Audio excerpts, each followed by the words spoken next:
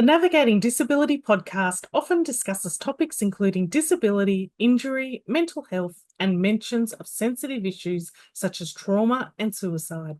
Listener discretion is advised. Please take care while listening. Today on the Navigating Disability podcast, we're excited to welcome Jeremy Muir. Jeremy is a passionate advocate and speaker in the disability community, using his personal experiences to raise awareness and drive positive change. His work focuses on accessibility, inclusion, and supporting individuals with disabilities. We're thrilled to have him here to share his insights and experiences. Welcome, Jeremy. Thank you, Kate. Very happy to be here. Very excited to have you on board. Can you tell me a little bit about your experience with disability? Sure. Okay, so I'm what you would consider on the older side.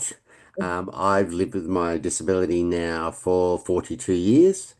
It was a result of a car accident when I was 19 years of age. Can you Um, explain what your disability is? yep. So I sustained a spinal cord injury of the cervical spine, so I'd be considered quadriplegia. Right. And so I've lived with my disability longer than I haven't lived with my disability. Yeah. Yeah, I use a wheelchair for mobility. Yeah, 19 is fairly young. It's the prime of your life when Mm. you're going into, experience adulthood and really grow and be independent. How did this change your life? Look, I'm one of those classic statistics, Kate. 19 to 25-year-old, high risk, has a motor vehicle accident, ends up with a disability. So I fitted really nicely into that category. And look, it certainly is something that you don't expect to happen. You don't know what it means when it happens. And you really don't understand the consequences of that. I really knew nothing about people with disabilities or living with disabilities prior to my accident. Although I was always someone that was going to go into the human services area. That was always on the cards. I'd applied to go to university to study social work, and would have started the year I had my accident. So I was always going to go down that path, but I had no experience whatsoever in what it meant to be a person living with a disability. I spent 9 months in hospital here in Brisbane, which was um, I don't know whether you can explain 9 months in hospital very well, but that becomes that becomes your life, and you spend more times with occupational therapists and physiotherapists and nurses, not so much with doctors, over that 9 months that you do with anybody else in your life. So that becomes your everyday. And that every day is about what will happen to you today. What will you find out today that is positive and negative? What won't you be able to do? What might you be able to do? And where you're going to end up at the end of that 9 months. I went from obviously not being able to move anything at all. I have upper body movement in relation to my arms and my shoulders and my head. I have no finger movement. I have a little bit of tricep muscle on one side. So my movement is limited, but for me, it was always about as gaining as much independence as I possibly could, as quickly as I could. Um, didn't always go to plan. I had a couple of cardiac arrests while I was in hospital, and a couple of isolation periods where I wasn't allowed to leave the room. My stay was probably extended through some unexpected health issues that arose, which nobody ever knew they would arise. And I mean, being so young, Jeremy, how did you cope? Mm, Like your mum and dad, I'm sure mm, they played a pinnacle part in mm, helping, but at such a young age, mm. how did you cope with all of that? Um, Look, to tell you the truth, I don't know whether you do. I think you're so caught in the moment that you just try to do the day-to-day stuff. Um, and no one prepares you for it. And even at that time, so we're talking 1983, we're talking a long time ago, there wasn't any psychosocial support around how you deal with it. It was you have to navigate it the best you can. The Yeah. the only real I'm not sure it's advice, but examples you saw was whether other people who'd lived with their spinal cord injury for a longer period of time would come in and you would see what they could do. Yeah. So it gave you something to maybe aim for, but you did spend a lot of time in your own head Mm. going, I don't know how to do this. And I was a 19-year-old bloke, sport, having fun, relationships with, the opposite sex were that was my life. They were the things that I did. And suddenly it was faced with, I'm not going to probably be able to do any of those anymore. That's what I thought. Yeah. And am I going to be able to feed myself and dress myself and drive a car and work and all those things that are really important, particularly when you're 19, because you've already started to develop who you want to be and who you're going to be. You've got aspirations, goals, and yeah. Exactly. And then that all changes. And it's like, okay, I have to readdress those now. And it takes time. Mm. You know, 2 years out, I would have thought, oh yeah, I know what I'm doing. I didn't. I look back now, 5 years out, 7 years out, 10 years out after the accident, you were still learning about what this all meant for you as an individual and what your place was and where you fitted and how you dealt with it because it was those first years changed so much. You learn what you can do. You learn what you are no able not like able to do, no longer able to do. But like I said, for me, it was about becoming as independent as possible, and that was probably my driving factor for me. I lived by my own. I got my license. I did meaningful work. Ended up going back to university. So they were that's what got me through from day to day, week to week, year to year, was I need to be the best person I can be. I'm not going to be the person I wanted to be, and I have to admit, I've never become the person I thought I was going to be, but I have become a person that has managed to live for another 42 years, Yeah. with the way that I am and the way that I become and who I am. And I'm pretty comfortable with that. Yeah. Mm. In saying that, um, you must have had times that were really difficult, and not you must have. Did you have times where you didn't want to keep going and it was too Yep, hard? yep, definitely. And I could probably share with you that I did have some um unsuccessful attempts at taking my own life during that Was time. that in the first 9 months? No, this was probably within the first 5 years. Yeah. Um, and what I did learn about myself was that I'd probably always lived with depression, but Yeah. I didn't know that until after I gained my disability. And then again, you look back and you reflect and you go, oh, okay, so this is something that I was living with before. I didn't necessarily recognize it because as a 17, 18, 19-year-old bloke back in the 80s, you didn't know what depression was. Do you know what I mean? And So, look, at mm, that age as well, you think you're invincible, right? And yeah, look, I've got an 18-year-old son, so I can attest to the fact that yeah, they think, oh, it's all good, mum. It's all good. And mm, it's like at that age, and from when I was at it, we don't realize how precious life is yeah, or mm, something affects it in the way it has for you. yeah, Yeah, it's a lot of reflection, I think, isn't yeah. it? Yeah, definitely. And I'm someone that does a lot of reflection. I'm probably my own worst enemy, and I'll always think, oh, why didn't I do that? And I could have done that better. And I get caught up in my own head sometimes. So which is good because it helps you reflect, but also sometimes I need to make sure I get other people's opinions and views and ideas about Yeah. what I have done well or what I haven't done well, because otherwise you end up in a cycle in your own head. So that's something that I have learned, that I need that interaction and feedback from others. And thank you so much for sharing that because, at 19 and 1983, and we're now in 2023, Mm. it hasn't been an easy road. And there are the good times. I mean, you're an amazing person. Look at you now. And you're here and you've Yeah, survived. I'm okay. But it goes, it is an up and down Mm, period. And that's mm, really what we want to get across to our listeners is that it's not all rosy, Right. but there is hope at mm, the end of the tunnel. There is light, mm, and that's what we want to share with them. mm. Who was your biggest supporter when you became or when you were in hospital and Mm. then when you came out? Yeah. So obviously, so I was living out of home when I had the accident. Was I living out of home? I might have just moved back. It's a long time ago.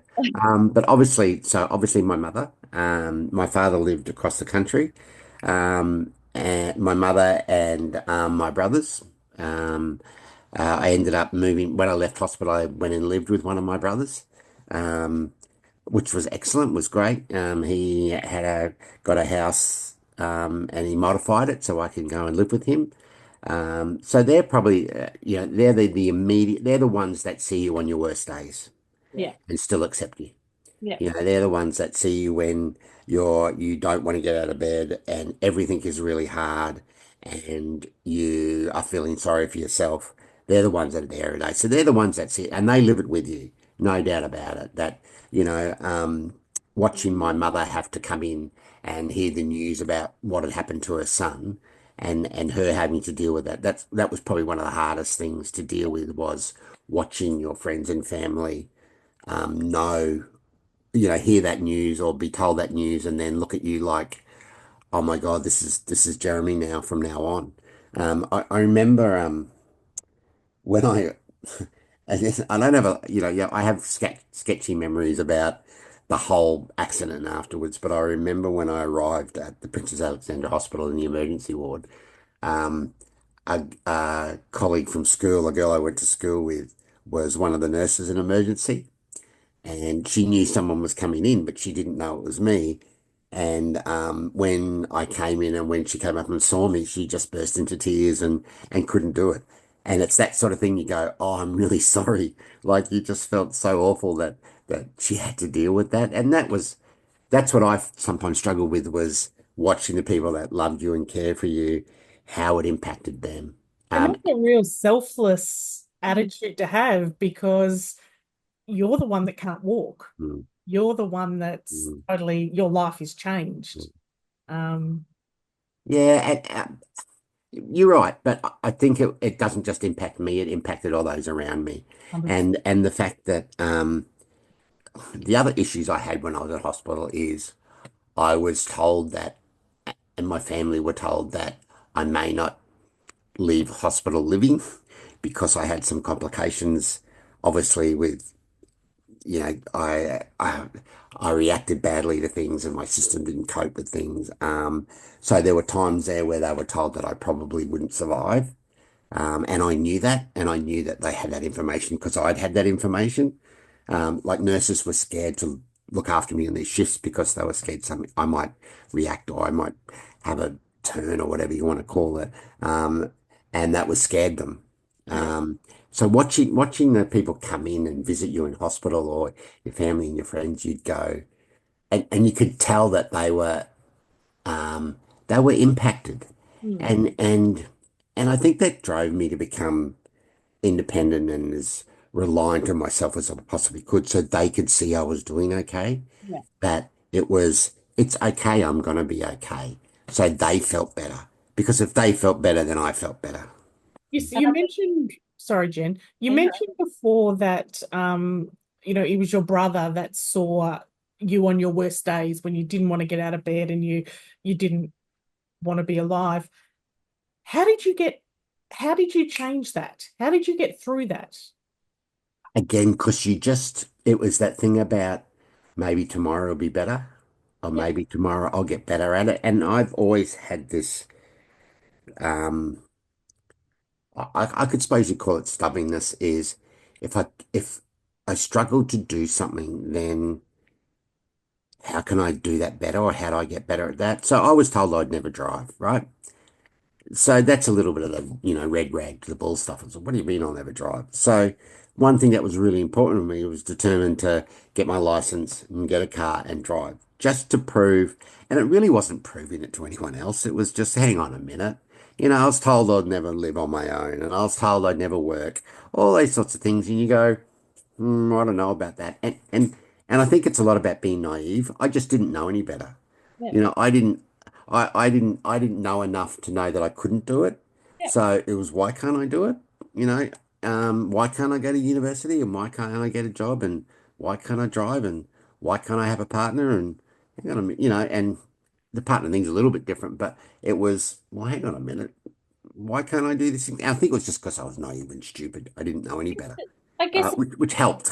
it's reclaiming your life back. Being told that you can't do something, it's like, well, this is my life. Mm, I can do what mm, and it's just setting that mm, that bar a little bit higher than mm, the expectation of others, mm. I guess. And just Yeah, go maybe. prove you Yeah. wrong. And it's that stubbornness too. Yeah, I'll show Oh, you. yeah. Yeah. I'll I must admit, I was very, you know, I remember, my mother and my family when I would be trying to do something and they'd want to help, it'd be like, just leave me alone and let me do it. Often they got that, "Rrr, it's all right, I can do it," and um that's what it was a lot about. I think it was about proving to myself, and then also proving that, you know, taking some of that burden away from family and friends about, no, no, I'm good, I can do it, I manage, and I did. I lived on my own for, oh, 16, 20 years before, when I wasn't in relationships and things like that. Um, worked, done all those things, moved across the country in different places, live in different places. So traveled overseas on my own, which was really not even stupid, but interesting You and a did it. great experience. it's a All lesson. these things, I look back now and go, what were you thinking? But like I said, I didn't know any better. Yeah. One thing that people today are very lucky to have is the NDIS. Back in 1983, that it wasn't even considered. How No. did you, or what help did you get back then before the Look, NDIS?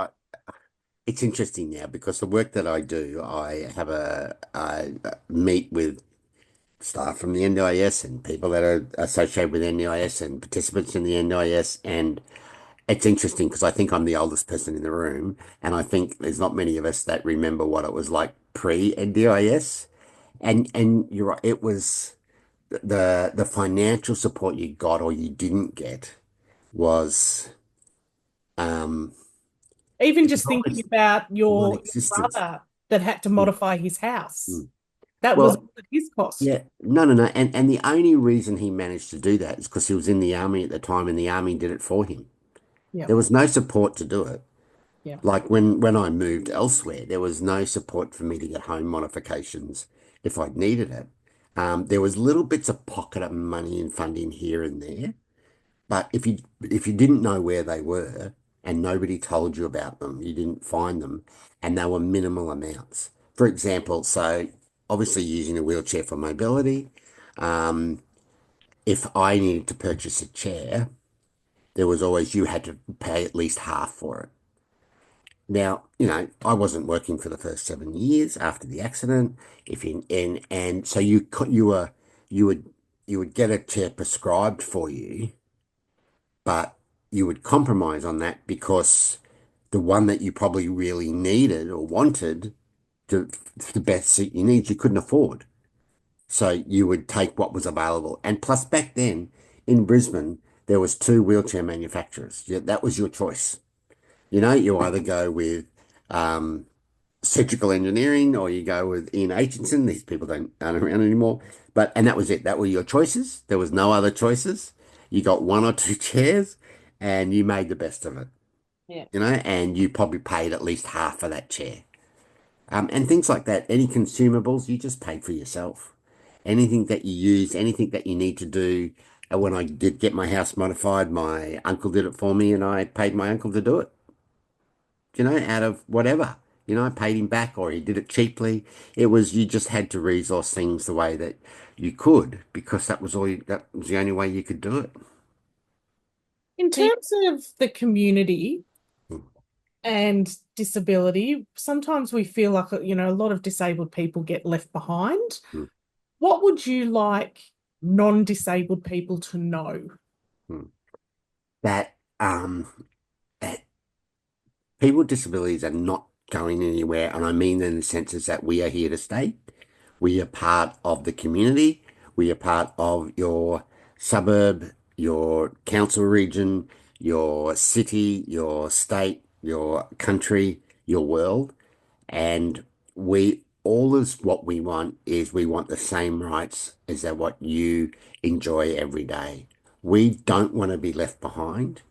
We don't want to have to fight for things that, like, we are still fighting for things that I thought we had resolved 20, 30 years ago, that we'd won.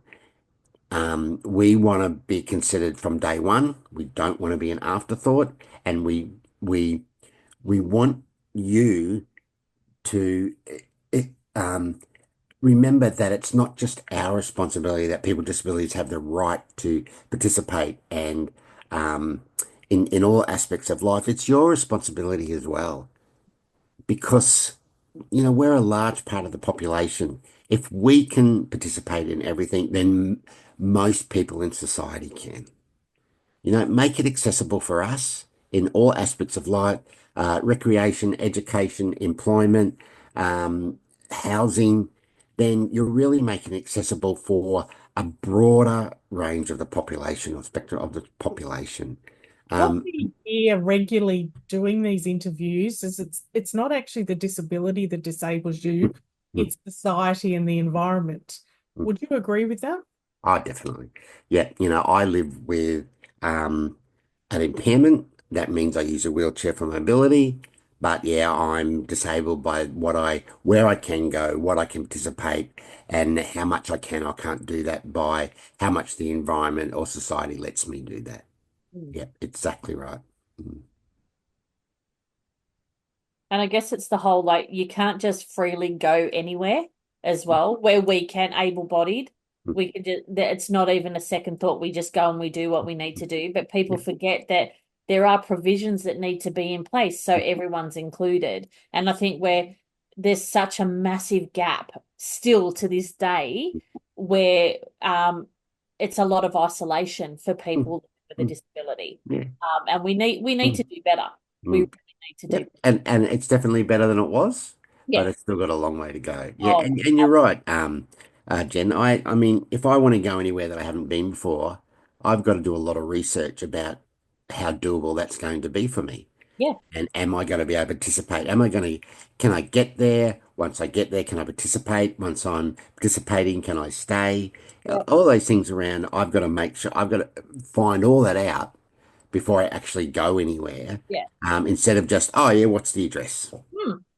Yep, or where's it located? There's all that little bit of reconnaissance work you have to do before you participate in anything. And then the things that you've got to do, like I've been asked to go to Sydney to be on a panel in a few weeks' time, a month's time.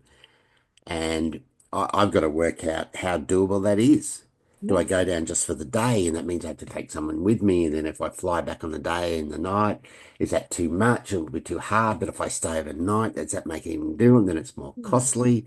And I just can't jump on a plane, go Yeah. somewhere for 2 hours and jump back on the plane. And I, that in itself would mm, be exhausting. it Absolutely is. exhausting. I I always say that living take with a that, take disability, advantage. yeah, I just say living with a disability is like having a second full-time job. Yeah. You've got so much that you have to think about all the time that it becomes very draining and very tiring and exhausting. And particularly when you've been doing it for so long, some things become second nature, but other times it's like, oh boy, I need how do I get a holiday from having a disability? Yeah. And Mm, that in itself is so isolating for mm, people mm, because it's a definitely. constant what if, Mm, can I, mm. do I? It's And if it's like, hard for me, it must be harder for others that might have some issues with cognition or processing or finances, all those other things that can be impacted. yeah. It must be exhausting as well. Mm. How We, do you have help now regularly that does take some of that load off you? Mm. Well, I'm married now. It'll be my 10th wedding anniversary on the 4th of April. So obviously having a wife and a partner and where I live, yep, she shares some of that support, obviously. With the NDIS, yes, I get support in, around the house and with consumers. So that takes um, some of the pressure off and some of the burden off. But still, you've got to manage all that. So I self-manage all that. I don't manage my wife, but um, all the stuff around the NDIS I have to manage as well. so it adds another layer, but it certainly wasn't there. No. Like we talked before, the fact that I've got access to the NDIS participant and it assists with those things is excellent. There's still some management involved with it, and my wife Daisy is fabulous. My sister-in-law also lives with us, and she's fabulous as well. Um, so yes, I've got those informal family supports which help greatly. But I haven't always had those. Like I said, I lived with myself for a long, long time. I probably I probably could still now, but if things were different.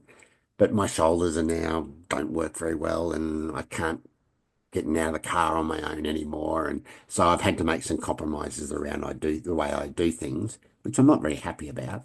Um, but that's the reality. Mm. One place we haven't gone on this podcast before is about relationships and your wife, and obviously you've met her later in life. How did you meet her, and how is it different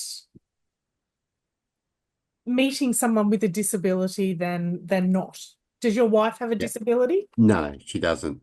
Um, so so look, I've had lots of opportunity to have great relationships with more women than I deserve. Okay, but every one of those relationships I've sabotaged because I didn't think I was good enough. Okay. Now, Daisy and I actually went to school together. I asked her out when I was 16 or 17, and she said no. And she went on and had a successful marriage with somebody else from school. She separated from her husband in about 2010. We just chatted on Facebook. Um, Ended up getting together around 2012 and then got married in 2015. So we had a shared history because we went to the same school together. We actually live in the house that her parents used to live on the same block. We knocked that house down and we built. So we grew up around the area. We have the same backgrounds. So that helped a lot. We had some shared history, which really helped. Um, and as in for Daisy just accepted that I'm who I am and Almost like she hasn't mm, even seen the disability. no, She no. sees you for Yeah, who you are. yeah, yeah. And that's something that I've always had more difficulty in dealing with than I think any of my previous partners and Daisy is I've struggled to see how I was good enough for them. Early on, around about 7 years after leaving hospital, I found out I couldn't have children. Which something I didn't think was part of the deal. I thought that was always going to be an option. And I really struggled that with a long time because I thought, why would anybody want to be with someone? You're young and the goal is most people want to have kids. I wanted to have children. Then I would get into a relationship and go, oh no, this isn't going to work because they're going to have children. So I'd sabotage it and they would, force them away and all that sort of stuff. Um, and it took me a long time to get to the point where it's okay with that, probably into my 30s or late 30s, early 40s before I went, well, I'm probably not going to have children now anyway, so I'm okay with that. But and obviously later in life, Daisy's got two grown up children. That wasn't an issue anymore either. So it wasn't something that I had to was going around in my head for all those early years. So it Mm. But sounds like your self-worth was pretty low. yeah. Yeah, yeah, How did definitely. you how did you improve it? Mm. I think again, it's about Um, like you said early on about, you know, yeah, I'm an amazing person. So um I don't necessarily go, oh yes I am and I'm wonderful. But what I have to do is not deny other people's opinions around um you know, I do things that every other people, I work, I'm a stepfather, I'm married, I have a house, a mortgage, all those sorts of things, which everybody in life has. Okay. But what I have to remember is certainly I've done all those things and it's been a bit harder to do. And there's other things that I've done which um, people without a disability would go, really? You did that? Like, how did you manage to do that? And I have to remember that it's okay to not necessarily take the praise, but it's okay to value others' opinions about um, what I have done well and where I have contributed and the things that I have contributed to. Mm. It's okay, and don't deny it, because I would have denied it for a long time. And I would have gone, no, no, no, no, no, that's just the way it is. And I'm not great at talking about myself and all those sorts of things. So this is a really rare occurrence. Um, And we so that's uh, very it's much. just about remembering that if other people say that you've done something well, that it's okay to take that on board. Mm. Yeah. We all struggle Absolutely. with that, I think, don't we? You'd never want to hear praise. No. And it's so strange in life, but it's hard to accept a compliment and things like that for most people. But I do have to say, Jeremy, talking about Daisy, your wife, your face absolutely lit up. And that's why I was smiling so much, because I met my husband in high school and Yeah. we went our separate ways. So I resonated with what you were saying, but your whole face just lit Mm, up when you were yeah. talking about it. And that just touched me so Mm. much. I She's had a to comment she, on that she's because, one of the good ones. yeah, so I think you were destined to, that was the right time for Mm. her to come back into your I life.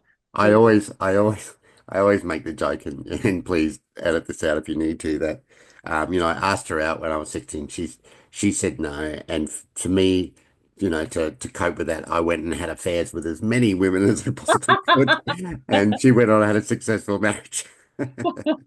But you were destined to come back. Yeah, You were yeah. meant to be. So Yeah. I yeah, always say that the reason we got back together is she stalked me on Facebook, and she says, I did not.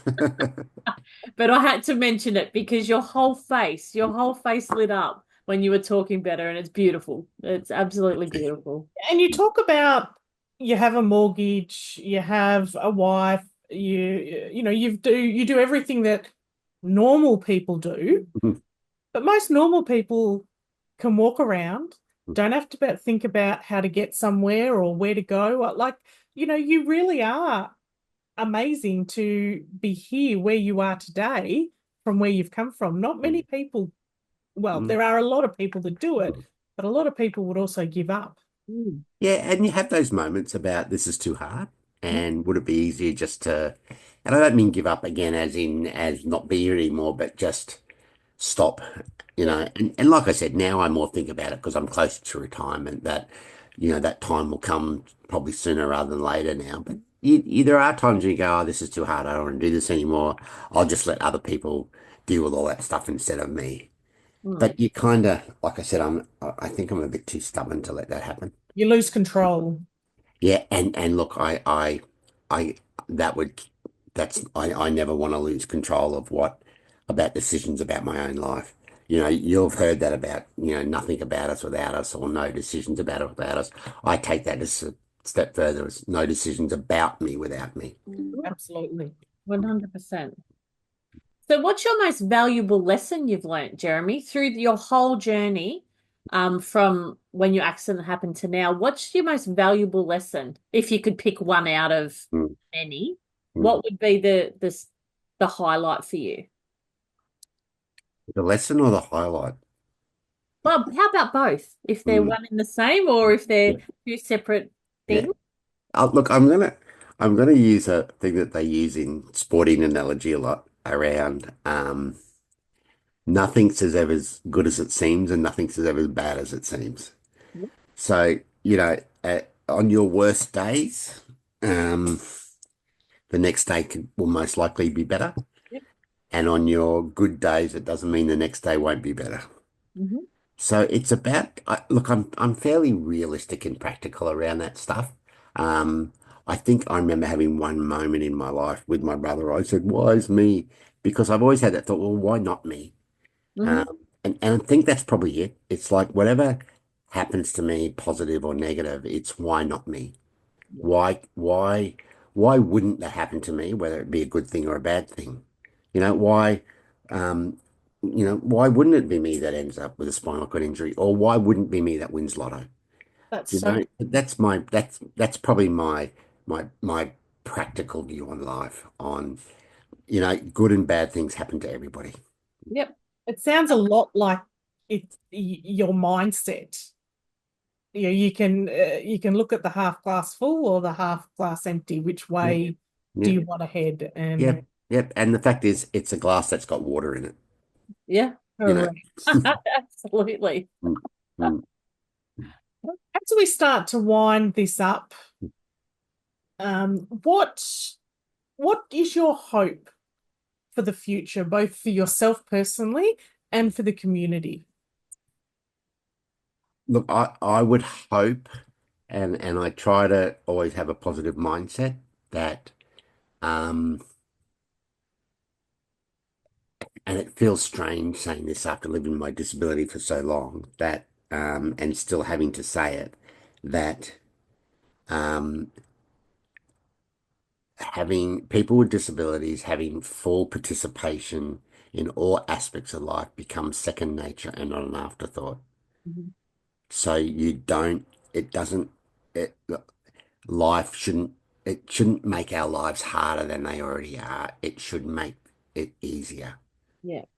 because, like I said, it's better than it was 5 years ago and 10 years ago and 15 and 20 and 30 and definitely 40 years ago. But we shouldn't still have to wait for things to improve. And we've been Still in waiting a long time. 2025, you would think. We've been waiting so long for things to get better. And sorry to bore you with things, but when the Disability Discrimination Act was implemented in 1992, and then you had the the access to premise standards and the transport standards and all those standards, some of them took another 18 years before they were endorsed because various bodies around the country kept saying, no, we don't want you to do that, or we don't want the government to do that, which was ridiculous.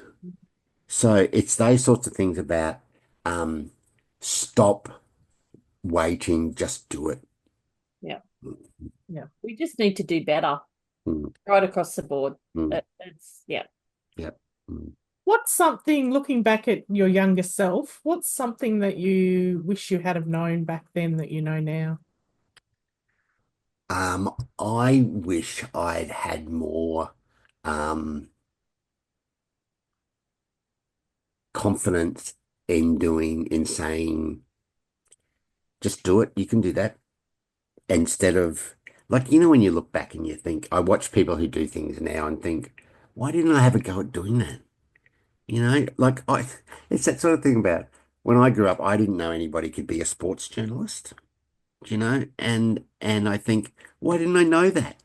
I would have loved to have done that. And now you think about it, and you think, damn, I missed that opportunity because there were certain things that you just didn't know you could do. So it would be about finding out as much as you can and trying as much as you can and not thinking, oh, people like me don't do that. And I don't mean people like me as people with a disability, just um, Yeah. when I left school, nobody told me I could go to university. Mm. So it was those sorts of things about, I just wish I'd known that it's okay to try stuff and to go, oh, I can do that. Why can't I do that? And I know I did that a lot, but there were so many things that I went, damn, why didn't I think of that before? And it's also okay to give something a go and Mm. actually say, you know what? Oh, I yeah, didn't enjoy that. I'm not going to do that yeah, again, but yeah. I'm so glad I gave it a Mm, go. I've always had that thought that just because you try something and it doesn't work, it's not going to be the last decision of your life. You'll make another decision after that. Yep. Mm, There's mm. never a mistake. There's always a lesson. That's Yeah, what I yeah, tell my kids. yep, Yep. yep, yep. Yeah. Mm. Thank you so much for your time today, Jeremy. Do you have any last words of advice for people out there? Just give it your best shot. You'll have good days and bad days. Um, Things can improve and they will improve. Some days will be easy, some days will be hard, but what's the alternative? And Yeah. listening to that, that can be said for anybody, disabled or not.